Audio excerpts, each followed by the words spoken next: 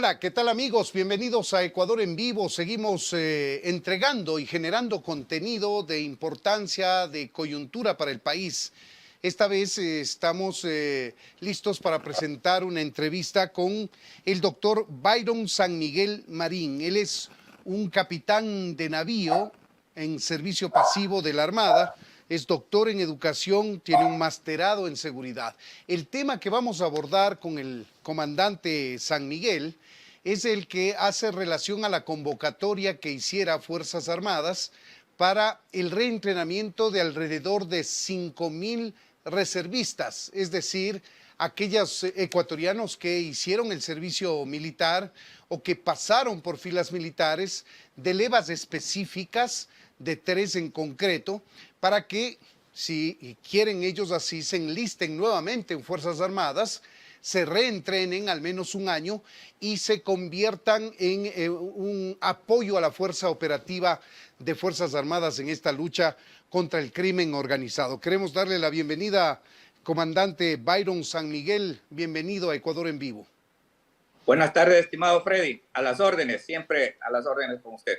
Un gusto conversar con usted, comandante, más aún por su conocimiento, no solo en el ámbito militar, sino también académico y, por supuesto, en temas de seguridad. ¿Qué criterio le merece esta decisión de Fuerzas Armadas de convocar a las reservas de nuestro país para un reentrenamiento? Es la primera vez que se hace en una magnitud de este tamaño y para un mediano plazo, si se quiere, comandante. Sí, mire, son 4.963 reservistas que ha convocado Fuerzas Armadas. Lo importante es que las Fuerzas Armadas, como usted sabe, Freddy, es la columna vertebral de la nación. Fuerzas Armadas están metidas en este momento en el conflicto armado no internacional, está metidas, ¿no es cierto?, en apagar incendios, está metido, ¿no es cierto?, en su rol principal, que es defender la soberanía nacional en el aire, en el mar y en la tierra. Están metidos en las cárceles, Fuerzas Armadas, están metidas en las calles para la seguridad interna, en los bloques de seguridad para combatir el terrorismo, a los 22 grupos terroristas a través del decreto 111.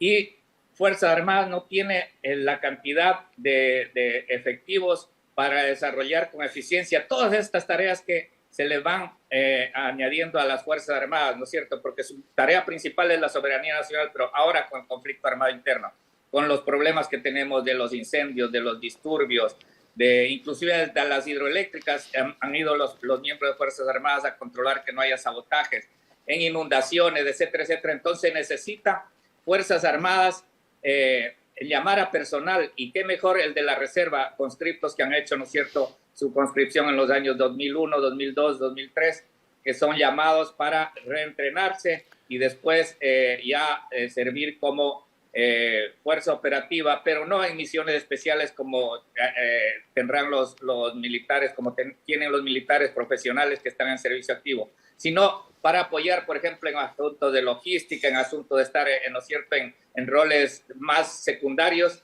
y esa gente que está ocupando nosotros esos roles secundarios, sacarles a los roles principales, ¿no es cierto?, para combatir mejor, especialmente en este conflicto armado no internacional.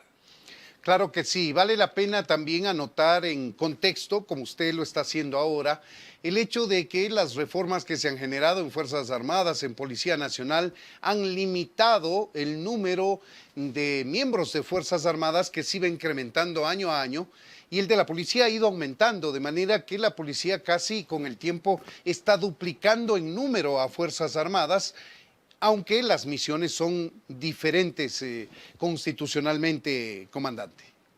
Así es, Freddy. Policía ha ido incrementando, especialmente en el gobierno de Guillermo Lasso, se incrementó más o menos 10,000 policías que no tuvieron un buen entrenamiento porque los graduaron en 6 meses, y en 6 meses no puede sacar un buen policía, ¿no es cierto? Se necesita 1 año y medio, 2 años, como hacemos nosotros en Fuerzas Armadas.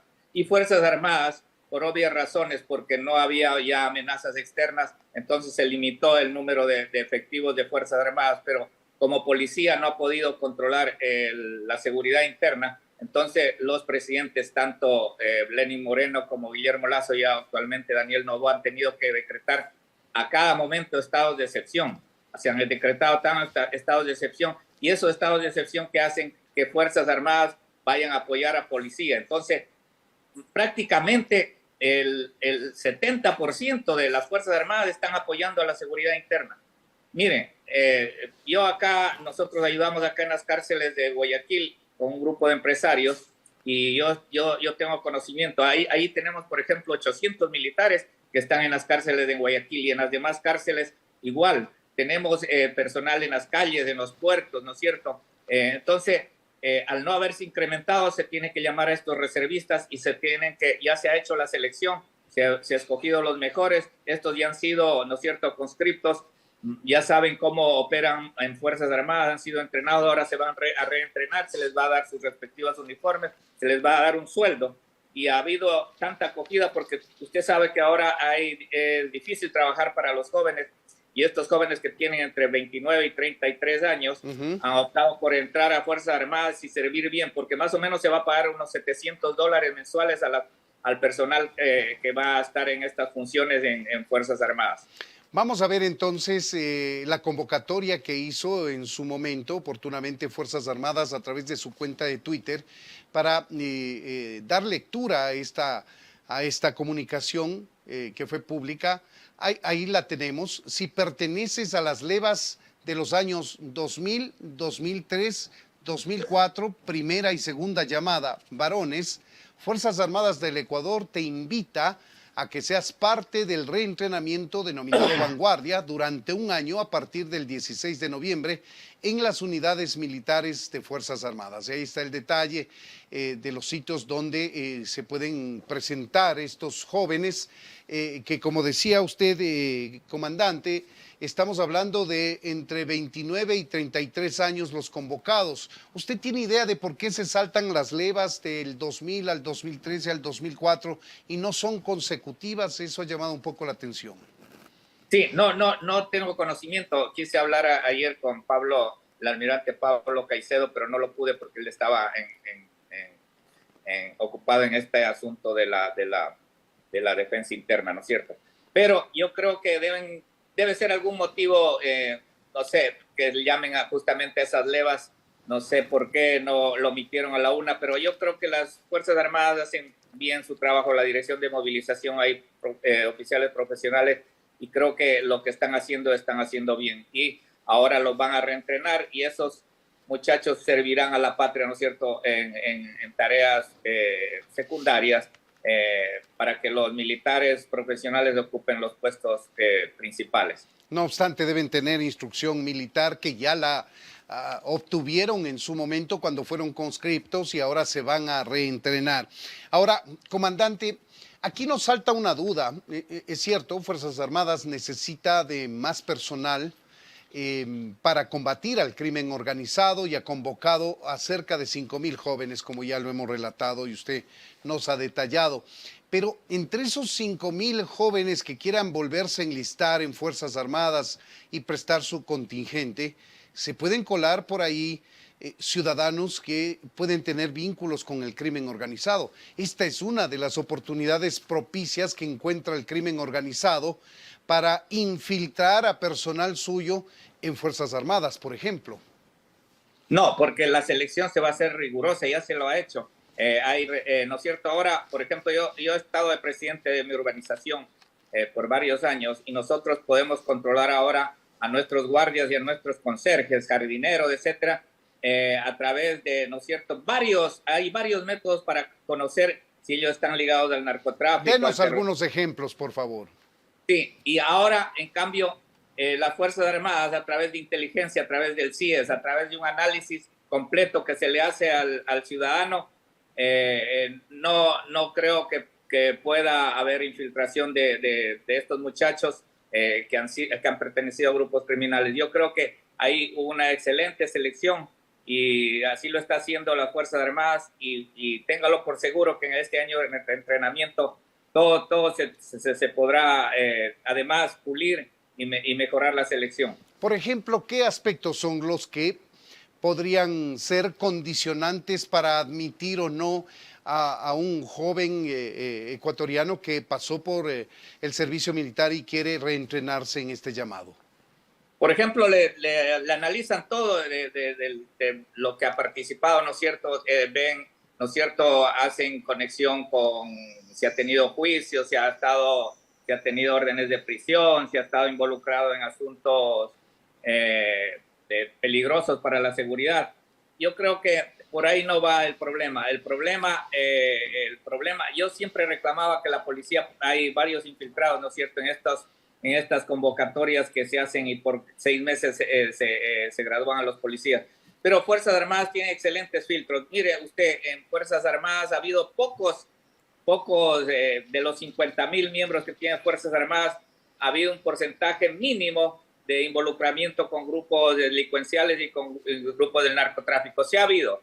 De oficiales, yo poco, unos 3 o 4 oficiales que han estado involucrados y que han sido mencionados por la prensa, y de agente de tropa también, pero es una mínima parte. Fuerzas Armadas tiene un grupo de selección y de autodepuración importante, y yo creo que así lo está haciendo la Dirección de Movilización de Fuerzas Armadas a través del grupo de inteligencia, a través de investigaciones, a través de la misma, ¿no es cierto?, registro civil,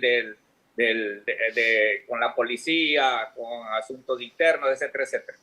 Por ejemplo, comandante, la Policía Nacional eliminó del grupo de aspirantes en su momento aquellos jóvenes que estaban con tatuajes en su cuerpo, en sus brazos, en sus extremidades. Una medida que puede ser hasta un tanto discriminatoria, pero para el caso fue necesario este filtro. Algo similar, imagino, estará haciendo Fuerzas Armadas en esta selección que empezó desde el 16 de noviembre.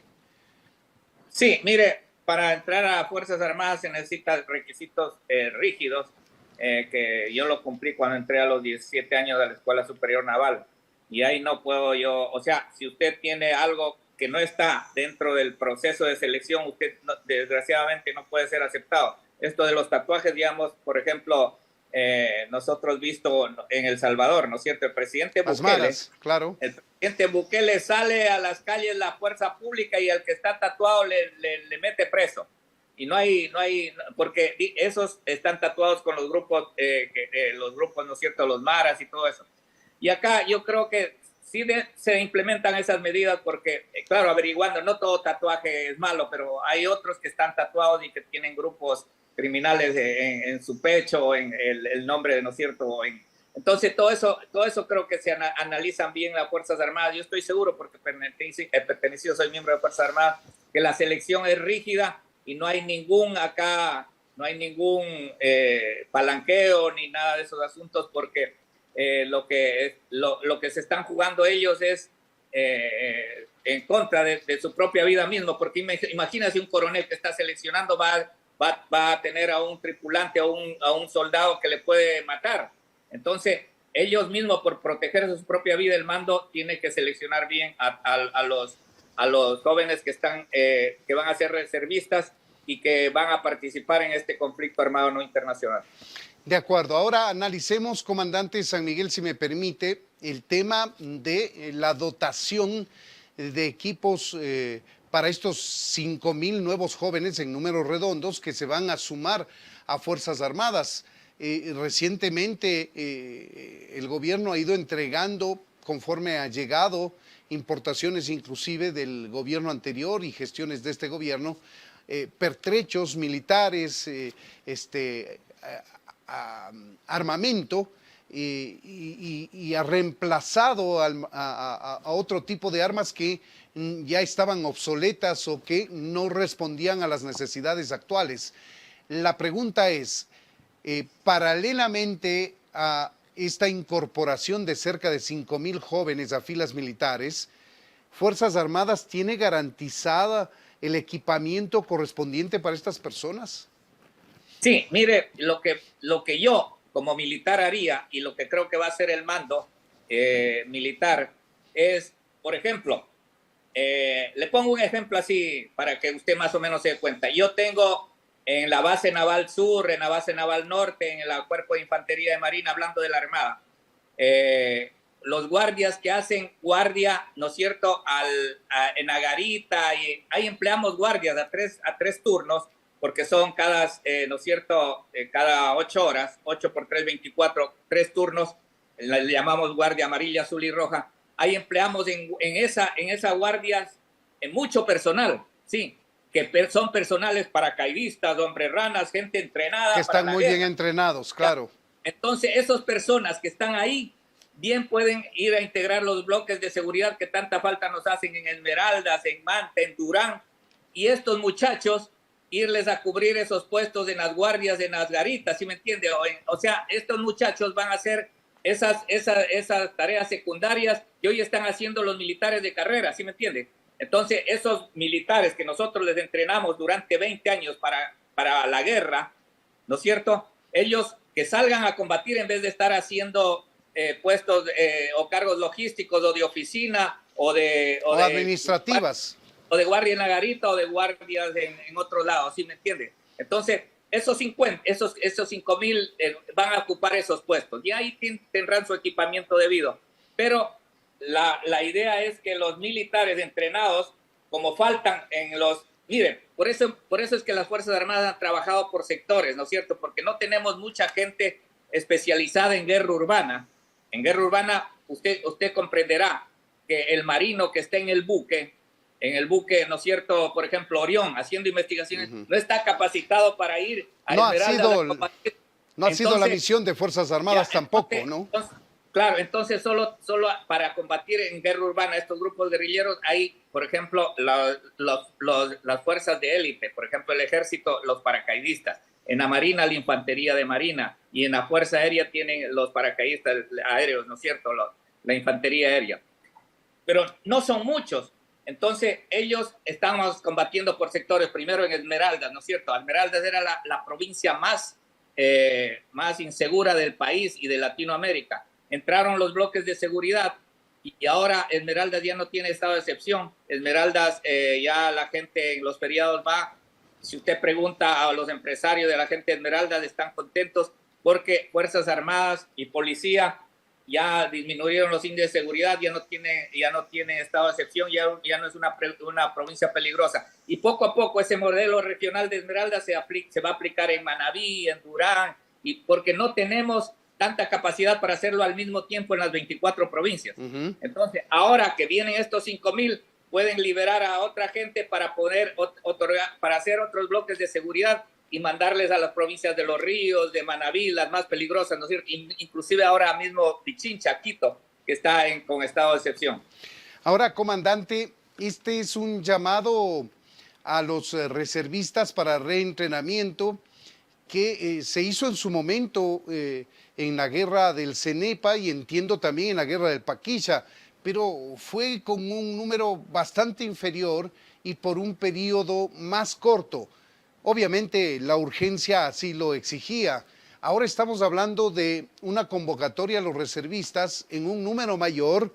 Hablamos del entrenamiento de al menos un año y seguramente el contingente que presten durará 1, 2, 3 años porque no necesariamente esta incorporación es permanente de los reservistas. Eso quisiéramos tener claro, por favor, comandante. Sí, mire, al decretar el presidente, que lo hizo muy bien, el presidente Novoa, el conflicto armado no internacional, él puso la tarea a Fuerzas Armadas de neutralizar a los 22 grupos terroristas, ¿no es cierto?, con nombres.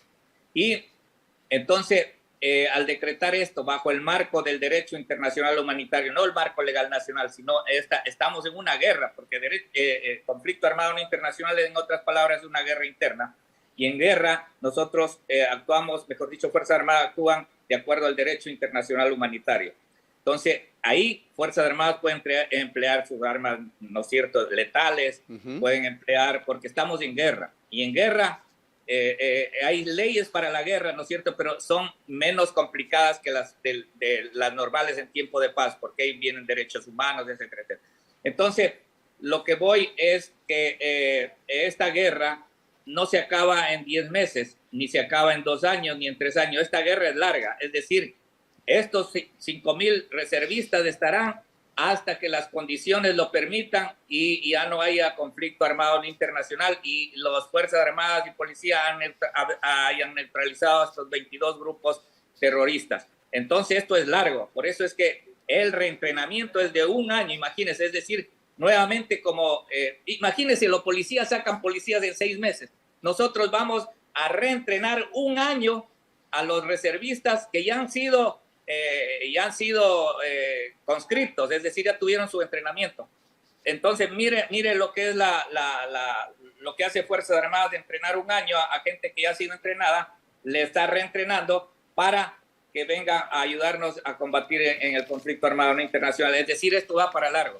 Sin restar el valor a esta decisión que ha tomado el gobierno y que quienes conocen de temas de seguridad lo destacan, sí hubiese sido mejor que el presidente Noboa tome esta decisión, ni bien asumió el poder, porque ya habría transcurrido el año de reentrenamiento y a estas alturas estaríamos efectivamente sacando al soldado bien formado, bien entrenado, que hoy por hoy hace tareas administrativas, logísticas, hacia los grupos operativos, y dejaríamos a estos que ya están reentrenados en estas tareas de menor importancia, de menor riesgo también. Sí, lo que pasa es que también ahí se demoró inclusive en decretar conflicto armado internacional, que lo hizo después, ¿no es cierto? Después de analizar la situación y después de lo que pasó en Canal 10 y cuando se fue estos presos que estaban, ¿no es cierto?, en las cárceles, estos 2 presos de alto valor.